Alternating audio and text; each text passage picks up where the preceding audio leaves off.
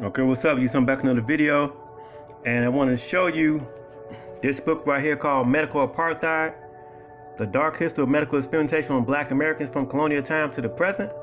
Now, I'm about to break this video up into segments because I'm recording this on my phone because my tablet's been acting up. But we're gonna keep on going. So, I highly recommend you get this book because there's no telling that Amazon might try to pull this woman's book. The author's name is Harriet A. Washington. Now I want to show you that YouTube, once again, took down this video without my consent, knowing how laws exposed, and they took off the Jewish people run the government. Now I did an appeal, and they tell you that this video was in violation, and I submitted it 12 days ago. Okay, 12 days ago, right? So these are not computer algorithms that's doing this stuff. These are people that's actually sitting back behind the scenes watching what we say, or watching what I say. I can't speak for everybody. I only speak for myself. But let's keep on going. So in this book right here, Medical Aparthied, they did the most horrendous and despicable experimentation on black people that you can ever imagine. Now, to show you, I did a video 7 months ago entitled,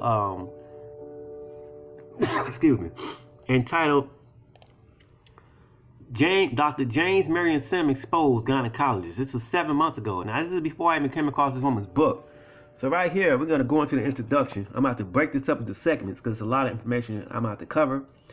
So like with this coronavirus that's going on, this is nothing but the government. This ain't no damn plagues from God. This is the government putting these plagues out, putting these viruses out. Now, in here, in the introduction, right, I want to show you that this woman, go on YouTube and watch this woman's videos. Her name is Harriet A. Washington. So I'm gonna give you names, right? So it says here that there's a man. Now I want to show you this image, right?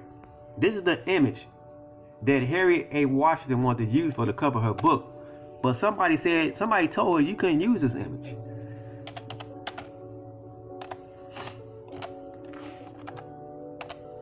I'm gonna give you the name.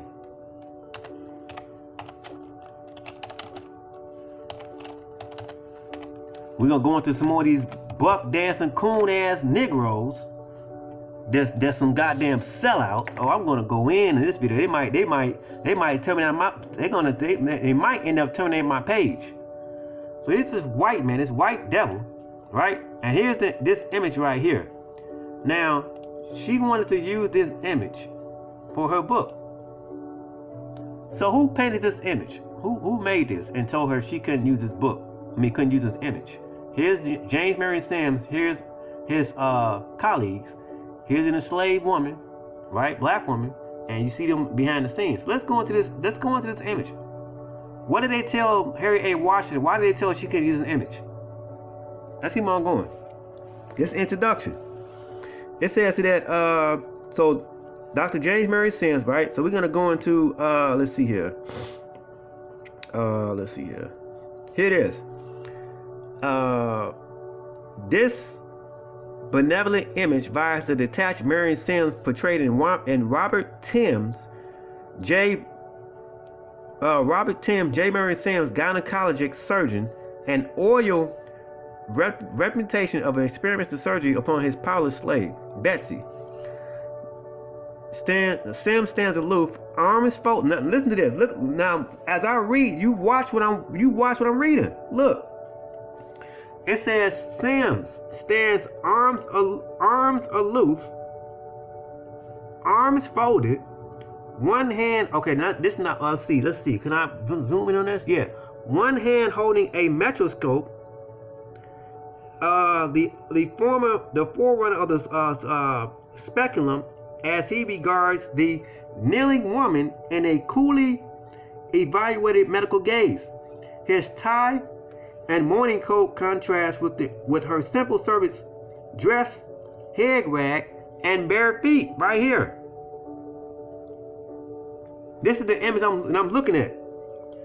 It says the painting, commissioned and distributed by Park Davis Pharmaceutical House more than a century after the surgeries, as one of its A History of Medicine in Pictures series takes telling liberties with the historical facts.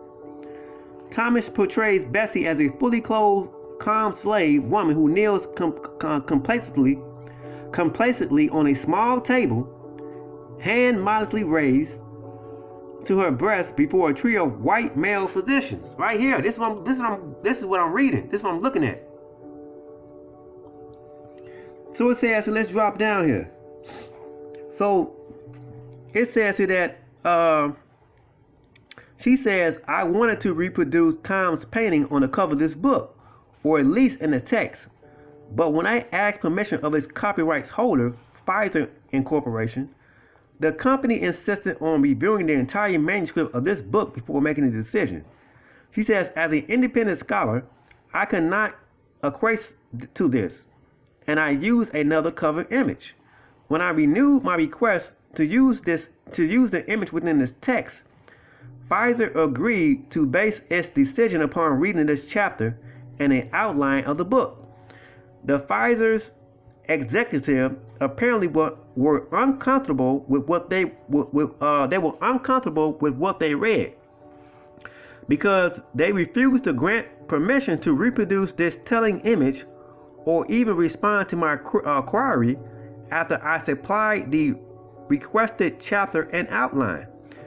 This act of censorship exemplifies the barriers some choose to erect in order to veil the history of unconscionable medical research with blacks. So Harriet Washington, the author of this book, wanted to use this image, but guess what? Somebody in power told her, you can't use this image. It's too disturbing. It's too graphic. It's telling too much. Let's keep on going. I want to go here to, so like when these white folks call our ancestors homo habilis, homo Africanus and all that shit or whatever, you know, they come up with all these names. Our ancestors would call themselves these names. Somebody placed these things on them. So who did it? Well, guess what? On my page, I'll give you names. I'm just not speaking shit out of thin air. Give me some, you know what I'm saying? You gotta come with some fucking references, some facts. These people on these YouTube channels, they ain't speaking shit. They just speaking out their ass. They ain't giving the type of no names or nothing. I'm gonna give you the name. Let's go right here. This is talking about race, the taxonomy to the study of man. On page 33. I'm not doing no slideshows, no doctoring up presentation. No, this is raw and gutter. I'm giving it to you raw and gutter. Right here. For example, Swedish naturalist Carl von Linnaeus, the most famous of the taxonomists, categorized Africans and by extension U.S. blacks as Homo afar, theorizing that black men had different evolutionary forebears and had evolved a longer separate evolutionary track for white men. Right here, it says he also designated subspecies Homo sapiens americanus for Native Americans, whom he described as, quote, ruled by superstition, Homo sapiens Asiaticus for Asians, whom he believed were ruled by ritual, and Homo sapiens Europeans for whites, who were, quote, ruled by intelligence. You see that? So he's saying that the Homo sapiens are the intelligent race, white folks. And he said all the other races are dumb as shit. I'm paraphrasing. I'm keeping it raw. I ain't got time to do these big ass words to confuse you. No. Okay? I'm gonna go into some images that's gonna piss you all off. I'm gonna go into the historical accounts of the Freedom Act of Information. These white folks tell you out of their own mouth they want black folks exterminated. They want your ass wiped out. All this, the coronavirus, it's from the Most High. These white folks sitting back laughing at you, you so-called black Hebrew Israelites. They laughing at your ass. Just think about this stuff, man. If you don't have the original manuscripts of the Bible, none of it is original, and you got nothing but copies on top of copies, that means that they're writing the stuff by hand.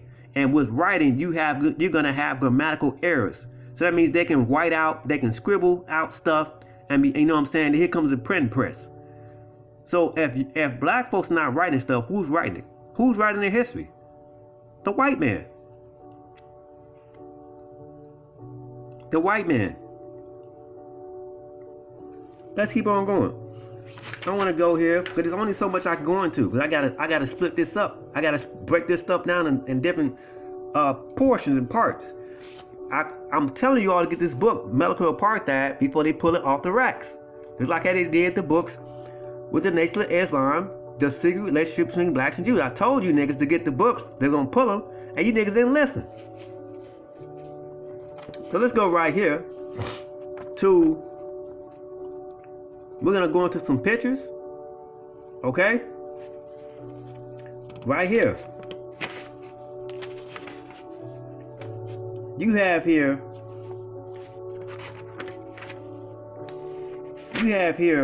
a woman named Sarah Barton, right?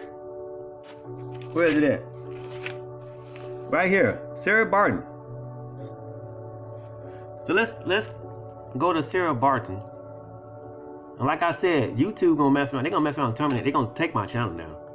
When I bring these facts out, it ain't no denying it. Sarah Barton. Bartman. I want to show you the image I'm looking at. We're looking at, right?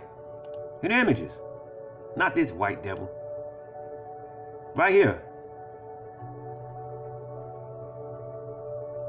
Right here. You can look this up on your own. Sarah Barton. I saw, you know what I'm saying, she was a Khoisan. She's from the Khoisan people, right?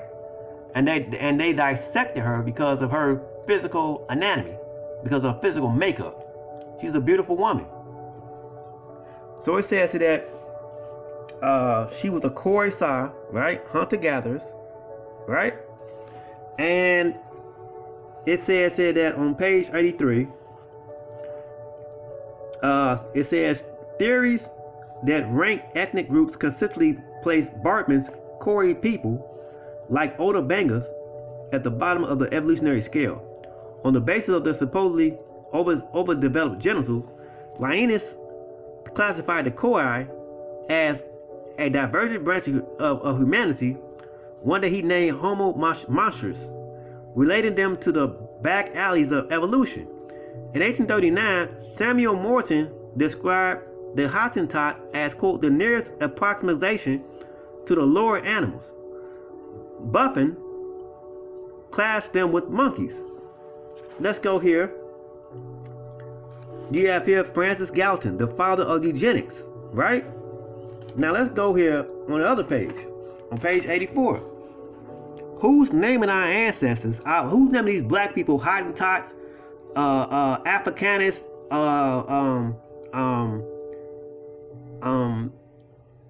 Egyptians, Ethiopians? They didn't name, black folks didn't call themselves that. So it says that Sarah Barton, she was displayed nude or bedecked in animal skins and accoutrements, spears and bones that her handlers thought fitting for, quote, a Hottentot, as her people were despairingly called by Europeans. Hottentot is a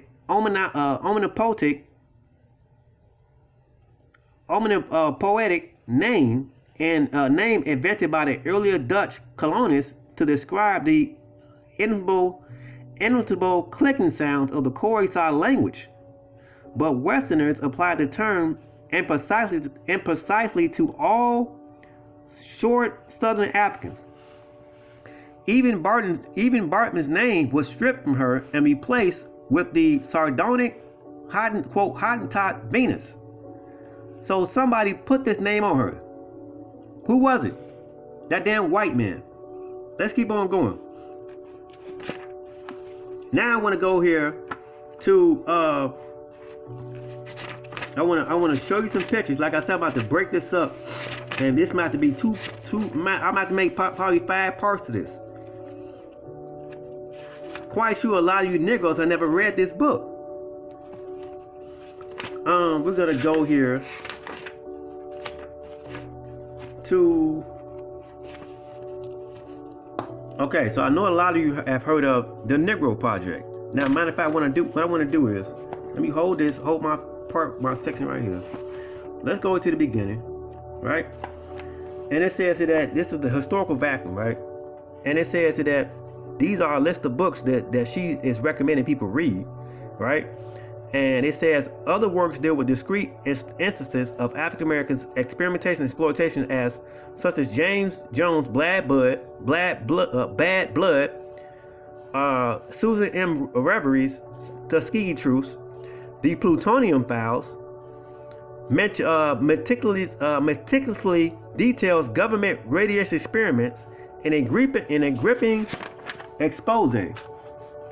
You have Bones in the Basement by Robert Blakely and Judith Harrison documents the archaeological evidence that reveal how the Medical College of Georgia used stolen African American bones for physicians training. Now, this is the book she's talking about. This is the book that I ordered. Bones in the Basement. In 1989, a catch. What is a catch? Who's coming with these words, with these names? So what does catch mean? Is a collection of items. So it says, we just substitute this word, a collection of some 9,800 bones, dissected and amputated human bones. More than 75% of them African Americans were found in an earthen basement floor of the Medical College in Georgia, Augustus. They found damn near 10,000 dissected, amputated human bones in a basement of black people. To recreate the social context and medical practices that led to the bones' clandestine disposal before 1910, Robert L. Blakely and Judith M. Harrison assembled a team of archaeologists, forensic anthropologists, historians, experimental autonomists, and ethnographers. Together, they argue that the procurement of cadavers or bodies by American medical schools was part of a racist system that viewed African Americans as expendable. They want your ass wiped out. Now, I'm going to show you. So you see this image right here? She has this image in this book. So let's go right here. I want to show you. There's a lot of stuff I can go into, man. A lot of stuff. So like right here with the Negro Project with Margaret Sagner, right? We're going to go into these coon-ass, bootlicking, sellout, buck-dancing Negroes who you Negroes hold up as so-called civil rights activists, talking about they are for your best interest. Fuck that. They are not for you. I'm being real. We're gonna go hear this coon-ass, sellout-ass Negro, W.E.B. Du Bois. There's only so much they're gonna give you, right? There's only so much they're gonna give you, but let's go into what this sellout-ass Negro said. So it says here that this on page 196 in American Medical Aparthied, right? And she's talking about this birth control to get black people from stop reproducing babies, right? And it says here that as she began researching birth patterns in Harlem, where 224,000 of New York City's 330 African Americans live, Sagner entitled the June 1932 Birth Control Review, quote, the Negro number, and she recruited black leaders to contribute articles in support of the eugenic cause. The National Association for the Advancement of Colored People founder W.E. Du Bois wrote, this coon-ass Negro, and Sagner often quoted, he says, quote, the math and all this stuff is footnoted in the back. all these footnotes, bibliographies, indexes. You can look this stuff up your own. So what this coon-ass Negro say?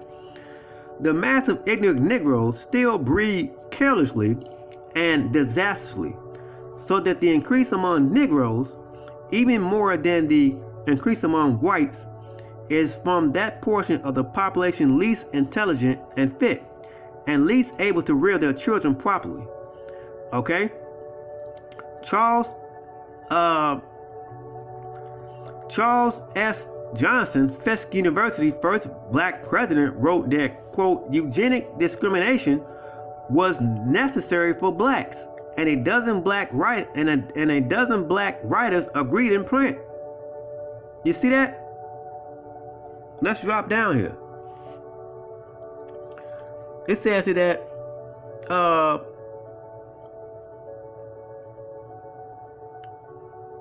let's go right here. They're talking about the BCFA, the Clinical Research Bureau, to form the Birth Control Federation of Amerika. It said later that year, Saginaw devised the Negro Project, which was established for the benefit of the colored people, specifically black women who were being denied access to city health. These first experimental, quote, family planning centers sought to find the best way of reducing the black population by promoting eugenic principles. Were also founded in black areas such as Macomb County, Alabama, sites of the notorious PHS syphilis study. That's the public health system. It says Du Bois, this coon ass sellout, he says Du Bois also suggested approaching black churches, declaring them open to intelligent propaganda of any sort, and added that her organization and other agencies ought to get their speakers before church congregations and their arguments in the Negro newspapers. Saginaw took Du Bois' took his advice, writing, quote, the most successful educational approach to the Negro is through a religious appeal. He says, we do not want the word to get out that we want to exterminate the Negro population. And the minister is the man who can straighten out that idea if it occurs to any of their more rebellious murderers. She recruited the support of such luminaries as Adam Clayton Powell Jr. of the Abyssinian Baptist Church, and later the Reverend Martin Luther King Jr. Saginaw also wanted a black doctor and social worker staff to staff the clinic in order to gain black patients' trust. Are you Negroes not getting what's going on here? Now, what I'm about to do is, I'm about to come back and make a part 2 to this. We're going to go into these pictures. We're going to go into what these white folks say out their own mouths. All these viruses are made by man. This is not by some divine intelligence. This is man doing it. And what man is doing this? The damn white man. We're going to dismiss all those titles and labels that we give them. Talking about they are Jew, they are Nazi, they are German. We're going to dismiss all that and call it for what it is. You have white folks killing black people through experimental doing experimentation on black folks. So I'm about to come back and make a part 2. This is part 1 to Medical Aparthied, the dark history of medical experimentation on black Americans from colonial times to the present, by Harriet A. Washington. I'm telling you Negroes to get these books before they put them from the shelves.